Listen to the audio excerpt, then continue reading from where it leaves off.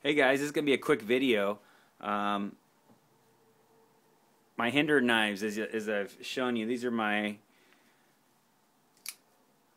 3.5-inch Spanto XM-18 stonewash blade, XM-24 stonewash lock side and blade as well, 3-inch with carbon fiber, smooth carbon fiber scale.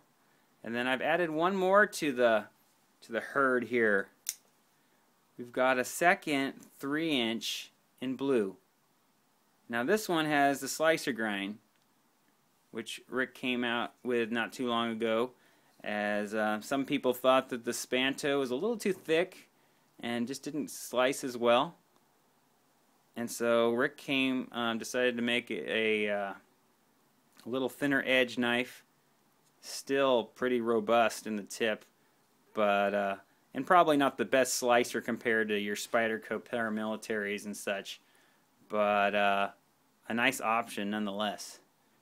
I really like this now. This is one I've been EDCing the last few days. This is a non-flipper version. I wanted to try a non-flipper as well, and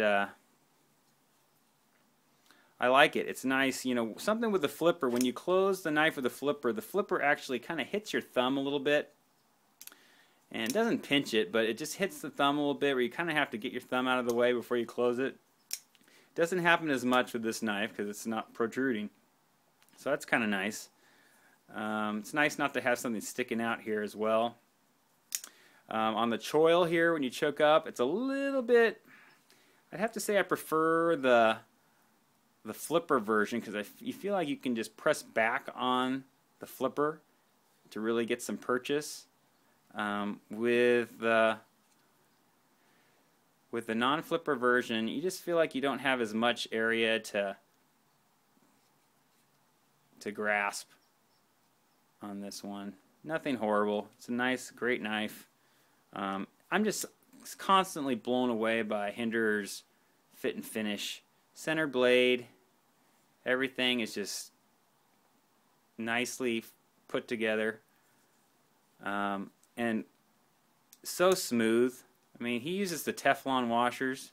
These things are just so smooth right out of the box, and it's rock solid. There's not 1 inch of blade play at all, even at the tip. No flex, but yet you can barely, it feels like you barely push over on the lock bar, and there's no stick. I mean, it's unbelievably smooth on this one. I know I've had a couple Hinderers that were like this one might have a little tiny bit. You can feel a little bit of resistance when you disengage the lock. I mean, it's nothing. But this one, this version, or this particular knife, I can't feel it even rubbing against the tang. It's just unbelievably smooth. Unbelievably smooth. Great EDC size. Perfect. Had a Strider PT at one point, and it was another comparable knife, but I think this knife by far beats it. It's just the construction of it. It just feels solid, and I like the PT though.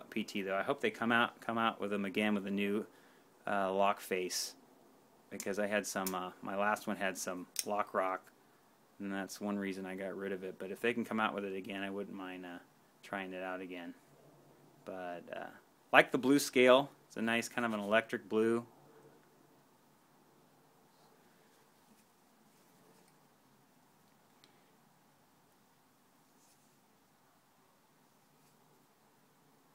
So flipper, non-flipper does change the look of the knife a little bit. And then I actually like the look of the Spanto grind. I think it's it's just a cool grind. I think the fact that it makes the tip, check the tip out. It's a lot more, a lot thicker. So this one's going to take more abuse. But I actually like the look of the grind better on the Spanto. But as far as the slicer goes, it's I think it's going to function a little bit better for cutting tasks. I think for a knife like this, if you're going to go for a 24, I don't know. I think the Spanto is the way to go, just because if you're getting a knife this thick and big, you know, you're not looking to cut your apple with it. You want it as either self-defense or just a knife that you can, you know, pry with and cut with. It's plenty sharp, but do tasks that maybe you would want a backup blade to do the finer slicing work with. But Hinderer is definitely a quality knife, guys. Yes, it's a debate. If you wanted to purchase one of these on the second hand, the prices have gone up quite a bit, but you know what? They fluctuate. You can get them where they come down in price again. Right now, I feel like there's a lot on the forums for sale, and they you know, they dip down in price a little bit. Now, you're not getting them close to what you would if you would buy it at a show. If you're close to a show, get in your name in his lottery.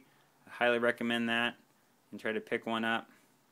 But you know, I think it's worth it. You know, for me, when I got this one, I sold. You know, I sold a bunch of my knives that I just wasn't using, and didn't care for as much, and was able to purchase this. So just depends on whether you want a lot of knives to collect and have, or you get to a point where you think, oh, I'm just going to pare down and sell these and just get one that I really enjoy. And so yes, other knives can cut just as well or better than this knife and do the jobs, but this is a high quality knife. And if you're into knives and you're watching these videos, you're probably interested in high quality knives and folders. So something to think about. Anyways, guys, thanks so much for your support. Appreciate it, and hope to get some more videos out to you soon. Take care.